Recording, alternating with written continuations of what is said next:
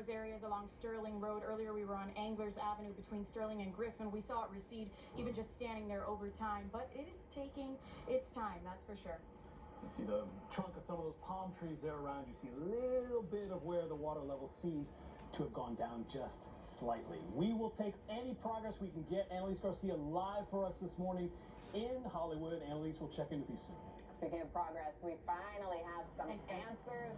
Yeah, probably not the answer people were hoping for, but it's better than no answer and better than all of that uncertainty we've had all morning. We now know that this airport is not reopening anytime today. In fact, airport authorities tell us it'll be closed at least until 5 a.m.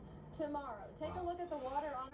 We've seen it recede a little bit, but for how many hours we've been out here, just not enough to say that it's going to make significant progress today to a point where flights would be able to take off or land safely. Take a look at that truck back there to give you a better idea of the water level we're seeing on the tarmac. It's out of the water now, but just giving you kind of a better idea of why this closure was so important and so necessary. It's just not safe.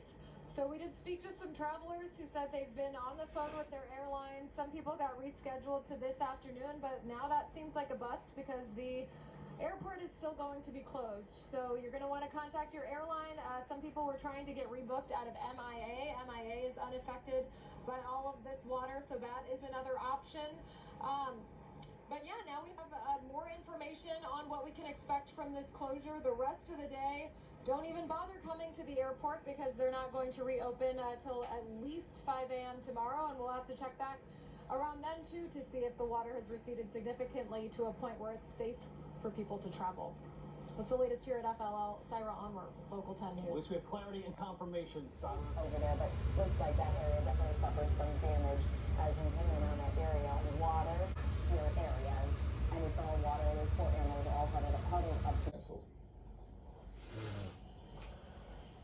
Are we good? All right, thank you so much.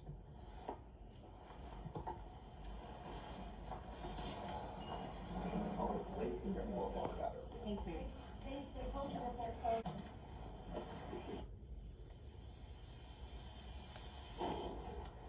Okay, you've been listening to a news conference there in Fort Lauderdale. Mayor Dean Trantalis giving a rundown of what he has experienced and what may be to come. Some of the garage. So I'm glad they made it to seasick loved ones.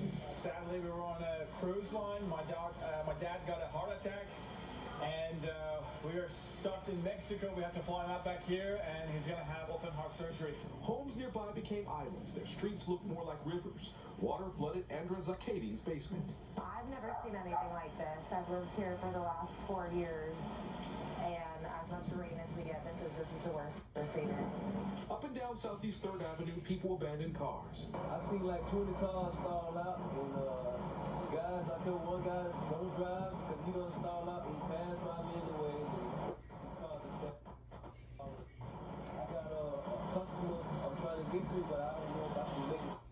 Lynn, a Lauderdale Lakes resident, parked miles from home. She left us looking for a temporary place to spend the night because the roads around her home flooded too. Larry Seaward reporting from Fort Lauderdale. The weather is creating chaos for travelers heading to and from Fort Lauderdale Hollywood International Airport. Now, the airport will remain closed until at least 1 a.m. due to severe cars parked on the side, and people just got out and walked from here right into the airport. The officer said that they wouldn't let them in, but I guess some people are taking the chances. Others standing under the runway confused about what to do next. Despite the chaos, the rain kept pouring, and the airport remained closed. Just how much rain was inside of that airport. We actually couldn't even go in because the roads are blocked off for us as well. It's been quite the afternoon. A lot of the people that we spoke to were coming into the airport. They had frustrated because they didn't know what they were going to do next with their families. Certainly a tough day. Acres Mobile Home Park in Hialeah, meantime, has spent much of the last several days underwater.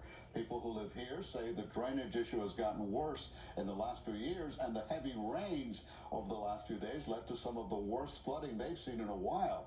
When we reached out to the office of Hialeah Mayor Steve Bobo, they told us Holiday Acres, including the streets, is private property. We also called the office manager for the community, but have not heard back. The widespread rain also led to major flooding in Aventura at the intersection of 191st Street and Biscayne Boulevard. Several drivers got stuck when their cars stalled in high waters. A police officer remained on the scene to stop traffic from going east on 191st Street because it was entirely flooded. Still ahead at 11, our crews are across Miami, continuing our coverage of this next weather alert day. Here's another look at those traffic throughout Broward County. Even at this late hour, cars are in gridlocks, cars are just stalled out and left there. There just aren't enough tow trucks to accommodate everybody. Yeah, it's going to be a while before we drain that water up.